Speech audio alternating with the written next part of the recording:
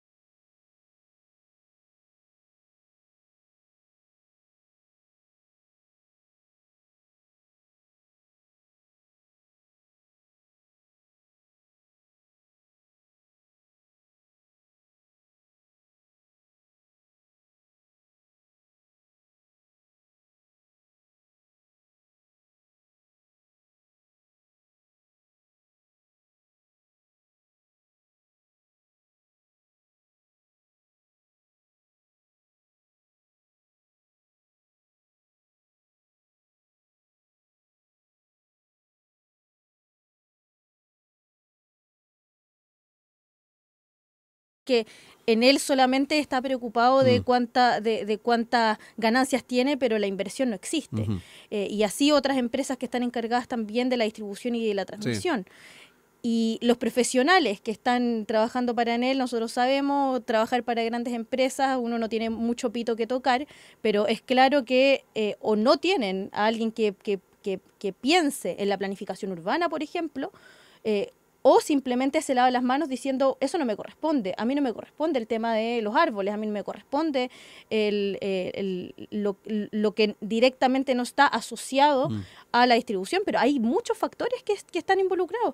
Y yo por eso creo que hay que pensar otra forma ya de poder abordar, porque los vientos que nosotros acabamos de ver tienen relación con nosotros sabemos, en los cambios del... Exactamente, por algo nos encontramos con una situación tan anómala. Así. Claro, la crisis climática es algo que se va a mantener, ya estamos desgraciadamente.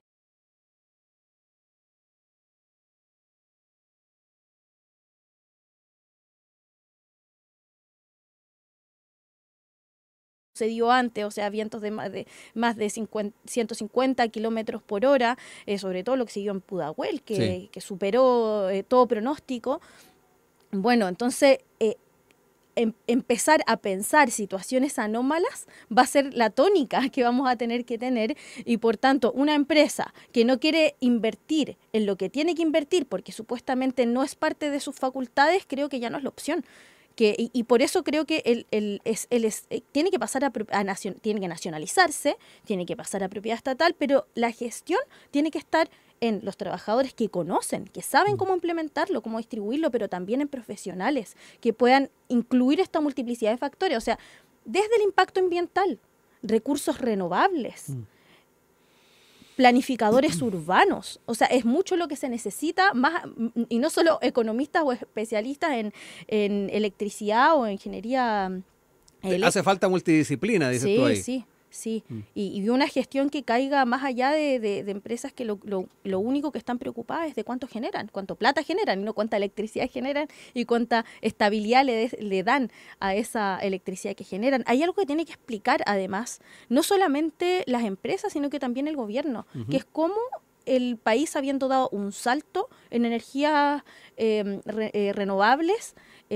versus la energía fósil, y viendo el costo, que sale más o menos la mitad, ¿cómo eso no se traduce tampoco en el bolsillo de las personas? ¿Por qué son las y los trabajadores los que tenemos que seguir pagando los costos de una mala gestión, de una mala eficiencia y del lucro también que se genera con la electricidad? O sea, nosotros estamos pagando en nuestros bolsillos, evidentemente, nosotros utilizamos la electricidad, pero ¿cuánta de esa electricidad también no se las llevan las minerías, otro tipo de industria que están libres de impuestos? Pero seguimos siendo nosotros quienes pagamos los costos monetarios y los costos de vida, o sea, el impacto que tuvo los cortes de luz. Sí. Bárbara, también quiero hacer mención a esos dos puntos que Vivian Blanlot daba cuenta. Uno, lo que tiene que ver con los gobiernos locales, la preocupación que también deben tener respecto a los espacios públicos. Estoy pensando en plazas, en lugares donde efectivamente hay un control que debiese venir desde allá. Pero por otro lado, también la proactividad de quienes en sus propiedades, en sus casas, tienen este tipo de árboles. Obviamente, un importante porcentaje de esta responsabilidad está obviamente en lo que son las eléctricas, tomando en cuenta los tendidos y los árboles que están ahí en esos mismos sectores. Pero tampoco tenemos que olvidar esa responsabilidad que tienen también, por menor que sea, los particulares y los municipios. Hay un debate acá que me parece que es interesante y que tiene que ver con que en los lugares donde más se cortó la luz, donde más se cayeron árboles, son las comunas de la zona sur, norponiente, y son estas comunas las que a su vez son las comunas más pobres. Exacto. Entonces, nosotros podemos decir, sí, cada cual tiene que barrer su vereda, pero nosotros podemos barrer la vereda, pero de verdad, ¿cuántas personas pueden y tienen el acceso a poder sacar árboles que quizás cuántos años tienen esos árboles en sus casas? Podas que son de repente bien complicadas. Son muy complicadas y claro, aún pudiendo, aún yendo a arrendar una máquina, cortando el árbol, ¿a dónde cae el árbol? O sea, ¿Estás pensando en subvenciones, por ejemplo, apoyos de los mismos municipios o del gobierno central a los municipios cuando no cuenten con los recursos? Yo creo que esto igual se concatena con el problema de la vivienda Ya. y de la planificación urbana. Yo por eso he puesto tanto énfasis ahí, porque hay un caos, una forma anárquica de pensar la ciudad y que en donde no prima el buen vivir, no prima desde el que cuando tú vives en un lugar, trabajes cerca, o tu hijo o tu hija puede estar cerca estudiando o en su jardín, hasta este tipo de cosas, los árboles, porque ahora está, o sea, no nos vamos a poner a cortar todos los árboles, porque los árboles se necesitan en la ciudad y nosotros sabemos además el impacto que tiene en la poda de árboles en lugares en donde hay mayoría cemento y el impacto que nosotros vimos en verano. En verano, exacto. No sé si se acuerdan, pero los grados que habían en las comunas más pobres también eran muy diferentes a los que habían en las 3 comunas del Santiago, que tienen muchas más áreas verdes. Entonces necesitamos planificación urbana. Y eso no es la lógica de esta sociedad neoliberal, sino que la forma en la cual se planifican las ciudades es en función de otras prioridades, ¿no? Bueno, ahí está también el tema de dónde ponemos también los esfuerzos y cuán mesurados también somos. Tú dabas cuenta del tema de que eventualmente con esta situación que vivimos con los vientos y la situación de los árboles, eventualmente puede haber ahí una fiebre por la poda. Y ahí es bien importante, tal como decías tú, ir viendo los efectos que puede tener a futuro, y ahí está el tema de los veranos donde siempre se agradece una sombra, siempre se agradece un sector donde se pueda dar frescura en esta gran cantidad de cemento que tenemos en la capital. Pero esto también es importante ver cómo lo vamos generando desde una perspectiva de política pública, y ahí yo creo que es bien importante el poder tener una conversación, un feedback con los territorios, con las regiones, porque además nos encontramos con una situación que efectivamente puede tener sus diferencias en diferentes zonas del país, y ahí es donde de repente legislamos para Santiago y no nos damos cuenta de lo que está pasando en otros lados. Claro, no, y a su vez en Santiago hay distintas realidades en diferentes comunas, un poco ese pensamiento que uno tiene para pensar Santiago, donde a su vez se denuncia, bueno, parece que aquí en él tiene distintos tipos de clientes, tiene unos clientes que son más privilegiados que otros. No, en él tendría que responder también por esa diferencia respecto al trato y al cuidado también de la transmisión y la distribución energética. Pero asimismo, como nosotros pensamos que hay una diferencia en las comunas de Santiago, también hay una diferencia a nivel nacional. Entonces, claro, lo que está pasando en la Araucanía y todas las movilizaciones que se han concitado a propósito de los cortes de luz dan cuenta de esa realidad en donde la luz siempre ha sido un gran problema. No nos olvidemos, yo lo comentaba en unos programas anteriores, que el problema del combustible y el problema de la energía fue uno de los problemas claves que impulsó las movilizaciones y las revueltas de Magallanes y después de Aysén.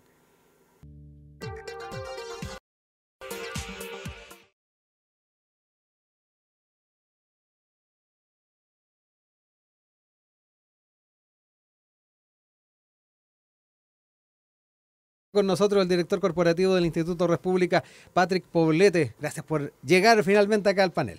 Oye, muchas gracias por la invitación. Mil perdones, Rodrigo, para las personas que nos acompañan. Santiago y los cortes de la Alameda, sorpresivos, mejor una mala pasada. El trote matutino no está en mi rutina, pero bueno, nos adaptamos. Yo creo que además tiene mucho que ver con la visita del presidente de Brasil, Lula da Silva, el tema de los cortes en el centro de Santiago, así que ahí fuiste víctima de esos cambios.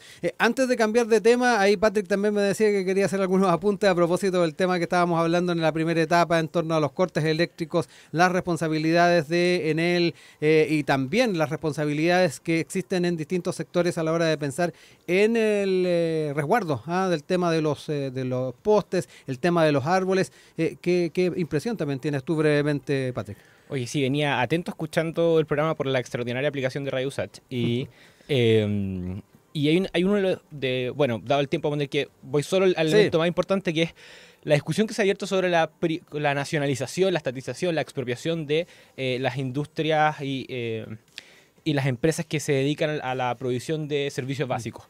Y a mí me parece que hay un elemento que en las fugaces muestras de esta discusión que hemos tenido en razón del sistema frontal y sus consecuencias, el sistema frontal de la semana pasada, hay un elemento de comparación que no se está poniendo como ingrediente, que es que, bueno, ¿cuál es la alternativa? Porque los países donde las empresas y la provisión de servicios básicos es estatal, la verdad que los cortes de luz, en el caso de la energía eléctrica, son habituales. La verdad es que los problemas con la calidad del agua, cuando la empresa de agua es estatal, bueno, son habituales. Y efectivamente, claro, si aquí hay problemas, si aquí el regulador se da cuenta que las empresas cometieron infracciones y no estaban adecuadas a los estándares, por cierto que tienen que cursar las multas y todas las consecuencias que la legislación tiene contempladas, pero de ahí a saltar a que esto viabiliza la nacionalización, o sea, es cosa de ver Argentina, no es cosa de solo ir al ejemplo de, oye, Norcorea, oye, Venezuela, oye, Cuba. No, si hay otros países en Latinoamérica que tienen el sistema estatalizado, y la verdad es que Chile es uno de los pocos países del mundo que no puede tomar agua, Chile tiene uno de los sistemas de internet más rápidos del mundo, y entre otras cosas tiene un sistema de producción, distribución, transmisión y distribución eléctrica que tenemos certeza de que no es perfecto, pero que es bastante más razonable y de mejor calidad y más resiliente que el de otros países. Entonces, está bien. Hay que poner los acentos donde corresponda, hay que cursar las multas si es que proceden, pero que esto no sea una ventana que permita entrar en la discusión de la nacionalización, cuando eso lo único que puede hacer es empeorar la calidad del servicio y la calidad de vida de los chilenos cuando vemos la experiencia comparada en términos de empresas estatales que proveen servicios básicos, Rodrigo. Apunte breve. Yo esa experiencia comparada habría que analizarla, porque hasta ahora los gran cortes de luz se han dado acá y ha sido noticia nacional respecto a que este nivel de cortes de luz no ha tenido el mismo impacto en otros países. Habría que analizarlo, habría que estudiarlo. Lo que sí es inaceptable es que algo que tú pagas a tal nivel que va a aumentar en un 60% sea además un servicio ineficiente y tenga un impacto, como bien conversamos antes, en negocios familiares, tenga un impacto en la vida de las personas que son dependientes de la energía eléctrica para poder sobrevivir. No, eso no procede. Entonces, aquí es un doble castigo, por así decirlo. Uno, son los cortes de luz que uno podrá comulgar que en todas partes pasa, no a este nivel, diría yo. Y segundo, el segundo castigo es además el encarecimiento de la energía eléctrica, que va a seguir aumentando aún todavía hoy, todavía más a lo largo del año, y que es algo que no corresponde pagar a las y los trabajadores de Chile. Brevemente, para cerrar el tema. Apéndice 20 segundos. No, a mí me parece que, bueno, si en la lógica estatal eso no solo también ocurre, sino que ocurre más. Las personas que destinan su 7%, trabajadores formales destinan su 7% a salud, y lo que ocurre es que tienen mala salud. Tienen una emergencia, 12, 24 horas de espera en un hospital en términos de urgencia. No, es que lo vamos a llamar, y ese lo diríamos con un especialista, eso termina siendo una pesadilla, porque ese lo vamos a llamar, pueden ser de 2 meses a 2 años a nunca llegar.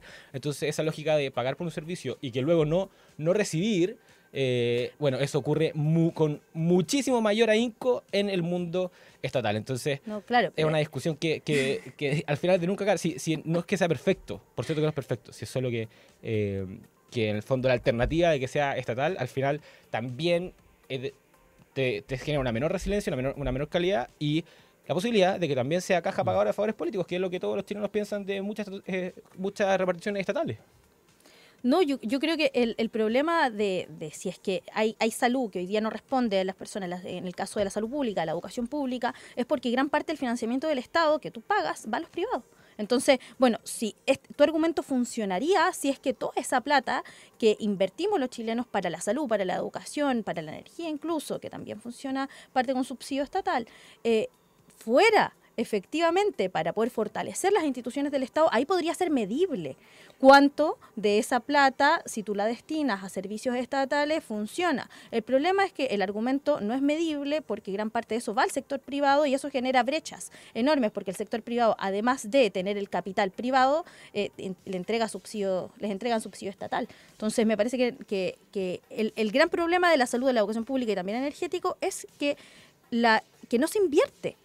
Y que entonces para poder tener un sistema fortalecido necesitamos esa inversión. puedo...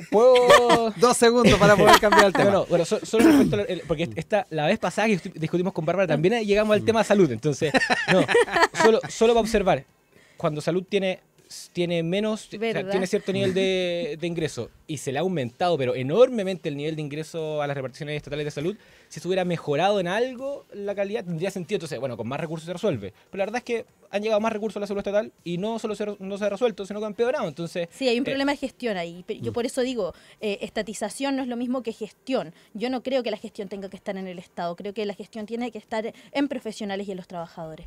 Bueno, pero ahí nos acercamos un poco. Yo tampoco creo que la gestión tenga que estar en el Estado. Cambiamos de tema y nos quedamos con la situación que se está viviendo en la política y particularmente el oficialismo respecto a las posiciones en torno a Venezuela. Estuvimos mirando ahí con atención desde la semana pasada a ciertos puntos de vista que se han planteado particularmente desde el socialismo democrático en torno a la posición del Partido Comunista. De hecho, el día de ayer ya se señalaba que el PS estaba poniendo en duda su alianza con el PC a propósito de esta posición.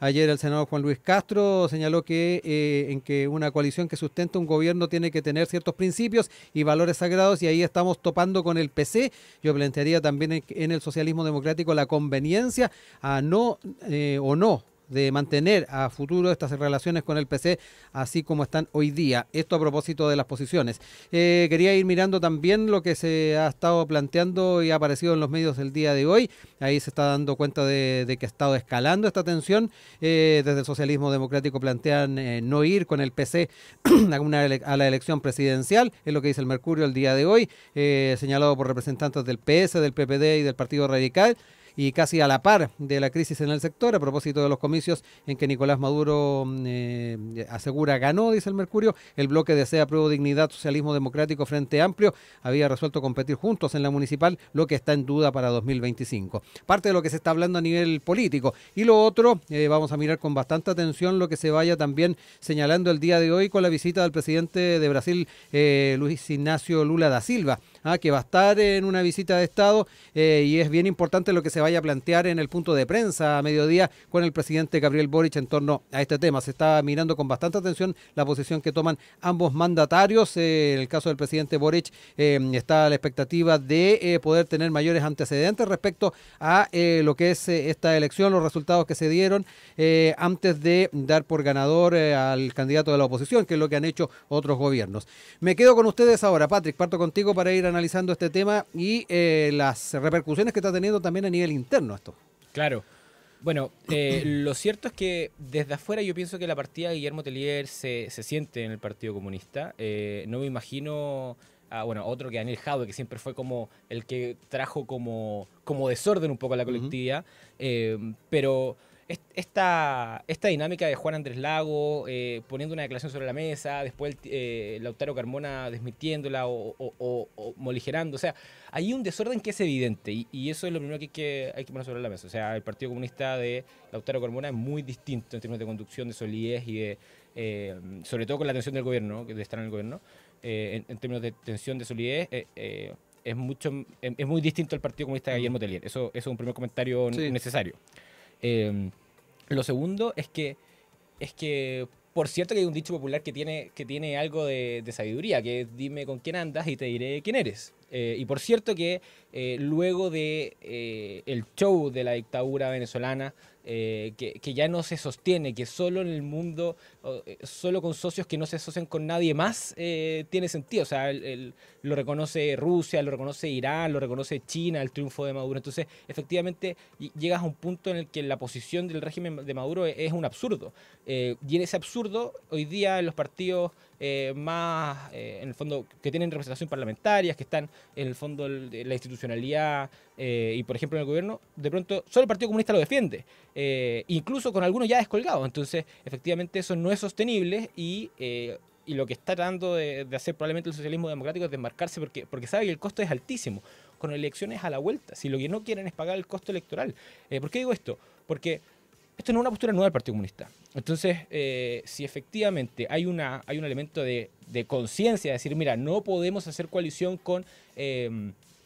Y tenemos principios que en el fondo no se pueden violar en términos de la validez democrática, y en consecuencia no podemos hacer coalición con partidos que no tengan esa misma vocación.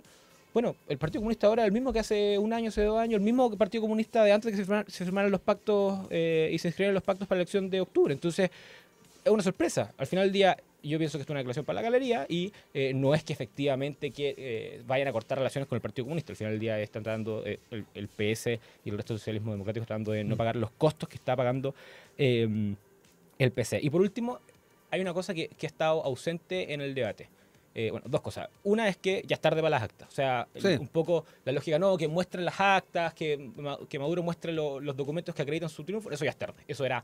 Antes tenía que decir cómo se iban a hacer, durante las votaciones tenía que ir mostrando los avances de las actas y el fondo del conteo de votos, y después inmediatamente en el corto plazo. Ahora ya es tarde. O sea, el fraude hay que tomar posición entonces. esta es la información que hay, el fraude ya se concretó y en consecuencia todas las posiciones del medio, la posición del presidente, esperemos, no, el tiempo de espera ya se acabó. O sea, el fraude ya se concretó. Y la construcción y lo último, la construcción del régimen venezolano, del poder que hoy día tiene Maduro y con el que pudo concretar el fraude, no es de un día para otro. Entonces, todos aquellos que en los últimos 10, 15, los 25 años del régimen chavista y luego de Maduro han apoyado a la solidez, a la validación o a construir poder por parte del régimen, bueno, hoy día son en alguna medida responsables de la situación que tenemos en Venezuela y en el continente, Rodrigo. Bárbara, me quedo contigo, no solamente para revisar los efectos a nivel local, a nivel político, a nivel de elección, que también de alguna manera lo desliza Patrick, sino que además en torno a la percepción que tienes tú, que tienen también desde tu partido de la situación que se está viviendo en Venezuela. Sí, yo quisiera partir por eso. Sí. Para nosotros no es solamente el momento de la elección, la discusión que concita esta condena por una práctica fraudulenta, sino que hay un proceso previo, que es el proceso electoral, que es un proceso fraudulento, en el sentido de que parte por la proscripción a toda la izquierda, que está, mira, a la izquierda de Maduro, no hablo de la izquierda, no hablo de mi organización hermana que está ya también en Venezuela, hablo de sectores de centro que no se pudieron presentar a las elecciones por proscripción, y ni hablar también de que inhabilitaron a Corina Machado de los sectores más de derecha. Entonces, una primera cosa que me parece importante, que es que nosotros rechazamos un proceso que es un proceso entero fraudulento, y que la derecha, de todas maneras, a diferencia de lo que estaba a la izquierda de Maduro, pudo igual presentarse con todos estos límites. Es una primera cosa como de posición frente al proceso. Entonces, lo de las actas es una exigencia mínima, pero que en realidad el proceso entero está viciado. Eso es lo primero que quiero decir. Lo segundo es que eso no quiere decir que porque uno cuestione a Maduro, que nosotros como Partido de Trabajadores Revolucionarios tenemos un cuestionamiento desde el chavismo, pasando por Maduro, porque creemos que, a diferencia de la demagogia que hace la derecha para tratar de convertir esta discusión en votos, que dice esto muestra en la práctica hacia dónde va el comunismo, hacia dónde va el socialismo, lo que hay en Venezuela es un capitalismo salvaje. Lo que resguarda Maduro es un régimen de empresas mixtas, en donde las y los trabajadores que han buscado gestionar empresas como Sidor han sido brutalmente reprimidos, y no solamente reprimidos, sino que un dirigente hoy día de Sidor está tras las rejas. Entonces, no tiene nada que ver con comunismo y socialismo. Nunca existió, por lo demás, comunismo ni socialismo en Venezuela. Y desde ahí es que nosotros nos plantamos como una posición de izquierda siempre al régimen, primero de Chávez y después a Maduro, que es innegable que son primero cuestiones distintas. Creo que nosotros siempre hemos debatido con todos esos sectores, pero Maduro pegó un salto en la represión, en su autoritarismo. Nosotros hemos sido parte de quienes en las calles nos hemos movilizado por la libertad de presos y de detenidos políticos, partiendo por los trabajadores que luchaban por sus derechos. Rechazamos también la pauperización del salario, que es tremendo, y que la derecha no busca un camino diferente en este terreno, en el terreno económico. María Corina Machado, si ustedes ven, ha dicho en muchas ocasiones, y hay un video ahí dando vuelta, ella lo privatizaría todo. Bueno, nosotros veamos el Chile neoliberal con todo privatizado. No es la panacea. La rebelión fue una muestra del descontento que produjo que grandes empresas se llevaran a manos llenas los dineros para sus propias arcas. Entonces, creo que es muy importante mostrar que nosotros, bueno, hay un debate respecto al proceso. Hay un proceso que fue fraudulento, donde se proscribió absolutamente a toda la izquierda, primero. En segundo lugar, hay un régimen de Maduro que pegó un salto a nivel autoritario y represivo enorme en los últimos años, desde que él está en el poder, y que se profundiza cada vez más. O sea, los resultados post proclamarse como presidente fue una represión brutal a quienes se movilizaron, a quienes tuiteaban algo, a quienes hablaban, los iban a buscar a las casas. Entonces eso hay que denunciarlo y repudiarlo desde la izquierda. Y en tercer lugar, una derecha que es una de las más proimperialistas de la región, es una derecha que lo quiere privatizar todo y que quiere aplicar políticas de shock al salario de los trabajadores, pauperizando aún más. O sea, pensemos que hoy el salario en Venezuela está en $4. Entonces no son una salida.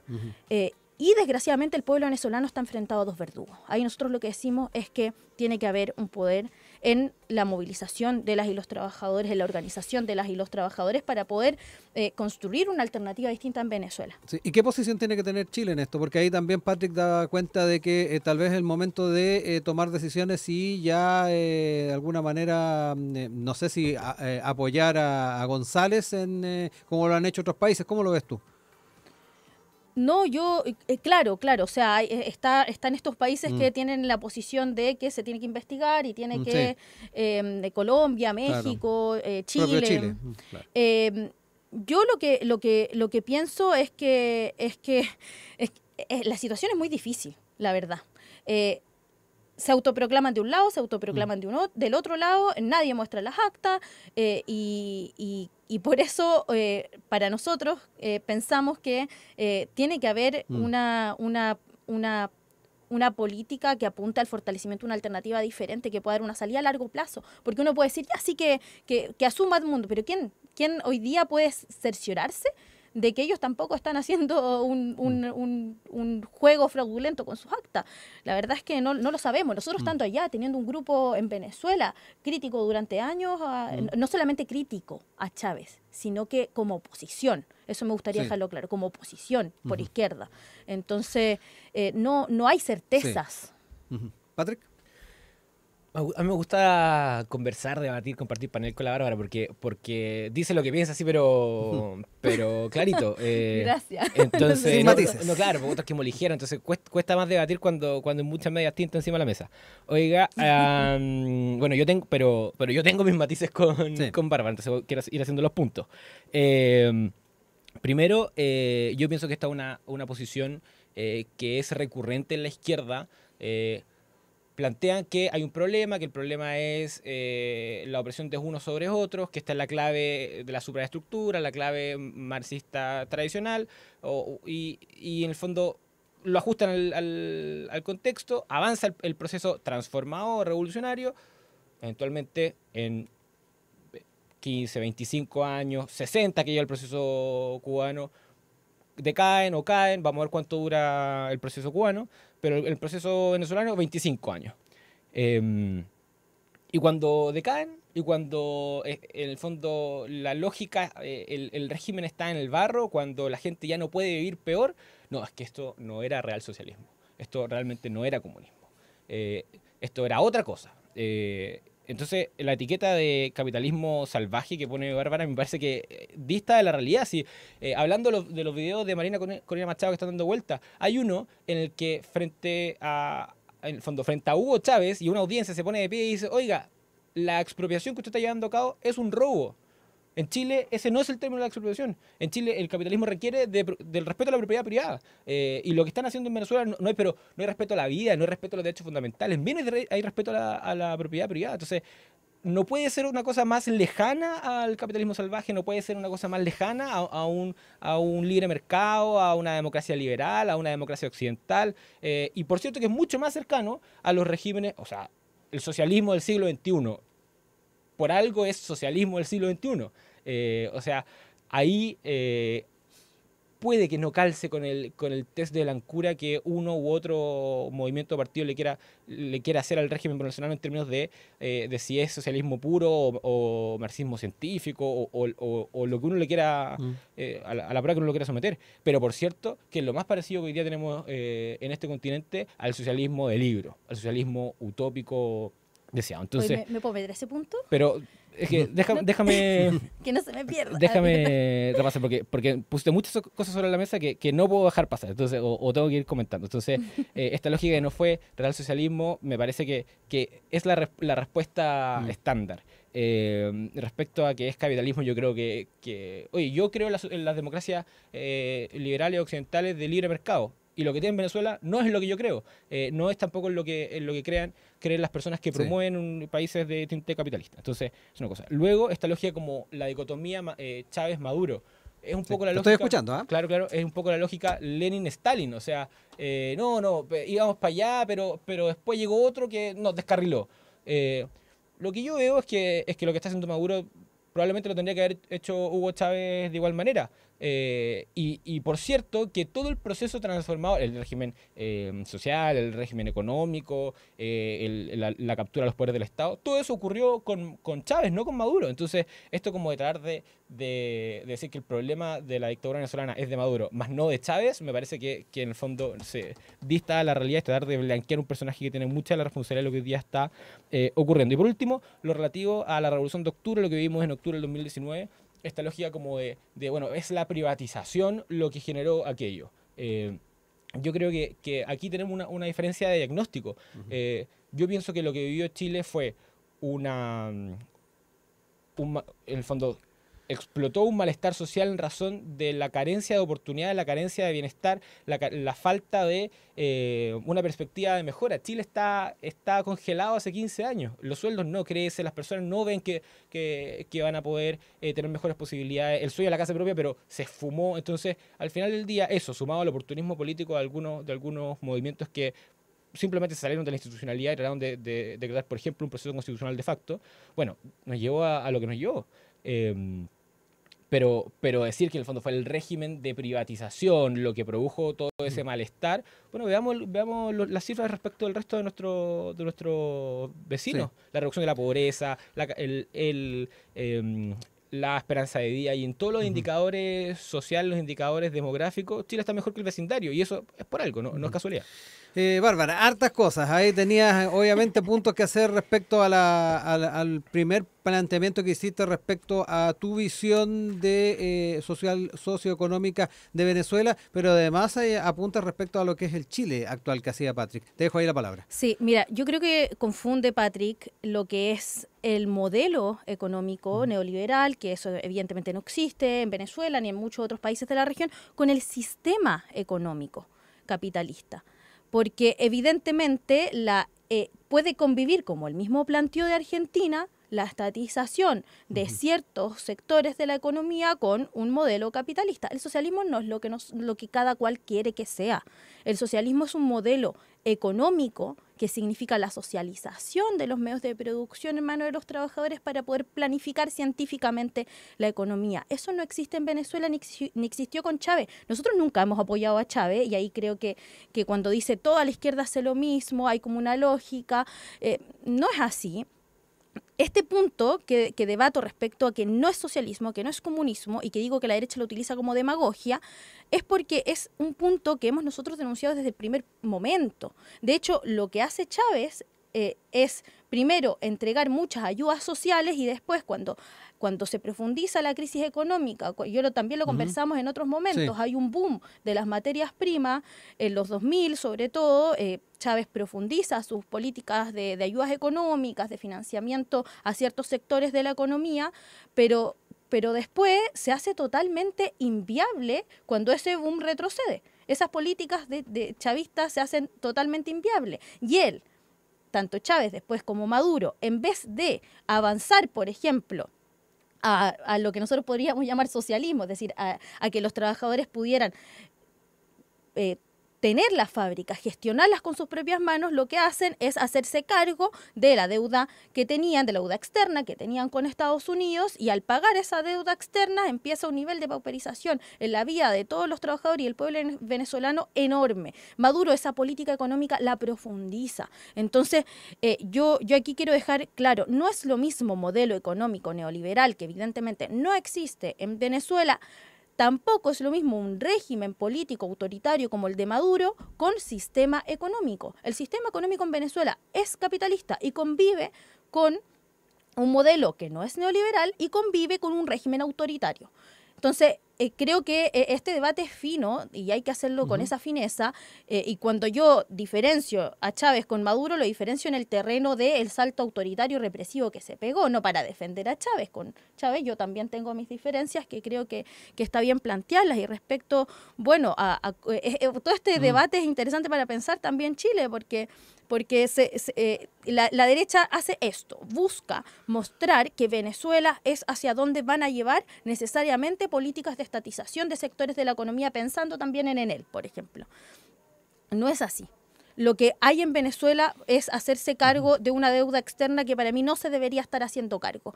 Y soy muy clara, cualquier tipo, por ejemplo, de estatización de Enel, tiene que incorporar que no se pague ningún tipo de deuda. Entonces, son políticas diferentes. Sí. Nos quedan 3 minutos ahí para ir cerrando, Patrick. Bueno, estos debates siempre quedan... Nos falta tiempo para seguir. Me guardo la reserva de seguir debatiendo estos temas las próximas veces que nos encontremos, Bárbara. Pero para ir acotando temas, yo entiendo las diferencias que, en el fondo, el esquema descriptivo que Bárbara hace de la situación venezolana, pero también falta el ingrediente de la política práctica. O sea, aquí, evidentemente, el mundo avanzó. Y yo creo que Fukuyama se equivoca en su tesis de, bueno, el fin de la historia. Sí. Luego tiene 2 capítulos más que... Yo también. Pero se equivoca. Sí. Pero se equivocan que es el fin de la historia. Pero es evidente que el muro de Berlín cayó, es evidente que hay un modelo que en el fondo es el que ha sido capaz de generar mayor bienestar, reducción de la pobreza, mayor libertad, donde efectivamente se pueden ejercer la libertad. Es decir, ¿dónde se ejerce la libertad hoy día? ¿Dónde están las oposiciones políticas más grandes? ¿Dónde hay mayor libertad de prensa? En los países de órbita occidental, con democracias liberales, no en los países de inspiración socialista, de socialismo pleno, que para poder incluir las dos cosas... No existe socialismo. Bueno, pero para poder incluir lo que a ti te gustaría cómo se constituyera ese socialismo. Lo que yo pienso que es Venezuela, que es un régimen más socialista que de lo que algunos sectores plantean. Y entonces, ¿dónde se da esa libertad? ¿Dónde se da el respeto a los derechos fundamentales? Bueno, en los países de órbita occidental, en los países, en el fondo, de democracia liberal, donde la libertad económica es uno de los principios, donde el respeto a la propiedad privada es uno de los elementos principales, dentro de una larga otra cosas como la libertad de expresión, la libertad de prensa, cosas que hoy día no hay en Venezuela, y no hay tampoco en Cuba, y no hay en otros países. Entonces, todos estos matices como de bueno, pero que es justamente eso, ¿no era socialismo? Mira, puede ser que no se ajuste al test de Lancura el socialismo teórico como debería ser, pero por cierto que es lo más parecido que tenemos a mano, y por cierto que para allá nos llevaría, de alguna forma, el proyecto de la Convención Constitucional nos acerca más a eso que a otra cosa. Entonces, a eso nos quiso acercar, y a eso y ahí está lo que la izquierda chilena en algún momento pudo describir como el país que quisieron diseñar. Entonces, por eso es importante traerlo a colación, particularmente porque es el sueño de muchos. 9:59, no nos queda más tiempo. Quiero agradecerle ahí a Bárbara Brito, a Patrick Poblete, que estuvieron con nosotros esta mañana. Alcanzamos ahí a debatir un ratito, eso es lo bueno. Que estén muy bien, buena semana. Muchas gracias Rodrigo,